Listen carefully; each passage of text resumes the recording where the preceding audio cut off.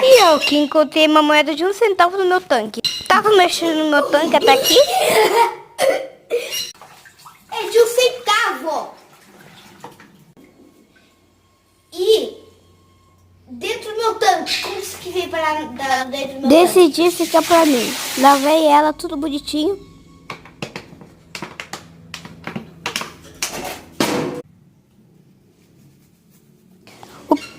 Eu descobri que ela é dos Estados Unidos. Ou seja, deve valer um pouquinho de bastante do que daqui do Brasil. Esse tanque meu aí, pra quem não sabe, sempre tem água. Olha aqui, ó.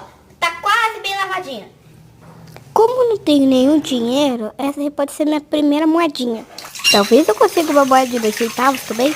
Ela é de 1 centavo, pra quem não sabe. Isso aqui vai pro meu dinheiro. Não, eu põe no bolso.